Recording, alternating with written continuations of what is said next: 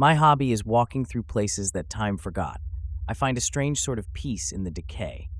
Down in the abandoned City Hall station, the air is thick with the ghosts of a million hurried footsteps. But last Tuesday, something was different. Something was out of place. Tucked away in a ticket taker's booth, coated in a fine layer of grime, was a simple wooden box. It wasn't covered in the thick century of dust like everything else. It looked almost new. I shouldn't have touched it. Every instinct I've honed exploring places like this screamed at me to leave it be. But curiosity is a powerful, foolish thing. The lid wasn't locked. It lifted without a sound, revealing a dark velvet interior and a single, solitary object resting inside. It was a key, not a modern one, but an old, ornate silver key, the kind for a skeleton lock. It had a strange, intricate floral pattern on the bow. Thinking it was just a neat souvenir, a trophy from my trip, I slipped it into my pocket and left the box behind. The next morning, I heard a commotion in the hallway of my apartment building. It was my elderly neighbor, Mrs. Gable, frantic. She was locked out of her unit, patting down her pockets in a panic. She'd lost her only key, and the landlord was out of town for the week.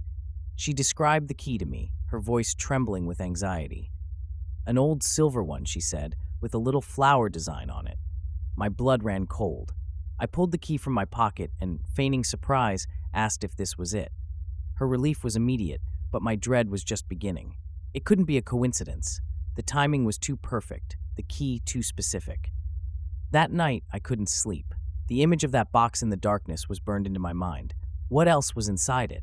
Or, more accurately, what else would be inside it? I had to go back. Returning to the station felt different. The silence wasn't peaceful anymore. It was heavy, expectant.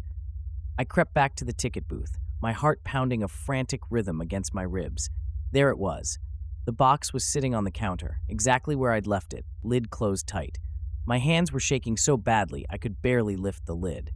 This time, the velvet lining held a small, well-loved teddy bear. It was brown, with worn fur, and one of its button eyes was missing. I felt a profound sense of wrongness as I took it, a trespasser in time. 2 days later, I saw the flyer tacked to the corkboard at a coffee shop, scrawled in crayon. My breath hitched in my throat. This wasn't a game. This wasn't a coincidence. The box wasn't a collection of things that were lost, but a catalog of things that would be. It was an oracle of small, everyday heartbreaks. I knew I should destroy it, throw it away, but I couldn't. I was compelled to go back. The third trip was the hardest. The air in the station felt frigid, hostile. I walked to the booth like a man walking to the gallows. I opened the box, my eyes squeezed shut, bracing myself for what I might find. When I looked, my stomach plummeted into my shoes. Inside was a hiking boot, a single left-footed boot, caked in dark, wet mud. It was my boot, the exact make, model, and size. I wear them every weekend. I ran home, my mind racing, and threw open my closet. There they were, both boots, clean and safe. A pair. This time, I left the item in the box. I slammed the lid shut and ran from the station, not looking back. I decided I wouldn't let it happen. I canceled my planned hiking trip for that weekend. I tried to forget, to pretend it was all a bad dream, a figment of my imagination. A week passed. The memory began to fade. Then, a friend called with an emergency, a burst pipe at his cabin in the mountains. He needed my help. I drove up, and as I was working, a freak thunderstorm rolled in. A flash flood turned the trail back to my car into a river of mud. I was pulled under. I fought against the current, gasping for air, and managed to drag myself onto the bank. I was alive, but when I looked down, my left foot was bare. My boot was gone, swallowed by the mud. You can't outrun fate. The box had been right all along. I had to know. The not knowing was worse than any truth it could show me. I went back one last time. The station felt like a tomb. I walked slowly, deliberately, to the ticket booth. My hand was steady as I lifted the lid, not out of courage, but resignation. I was ready. There, on the dark velvet, was no object of sentiment or utility.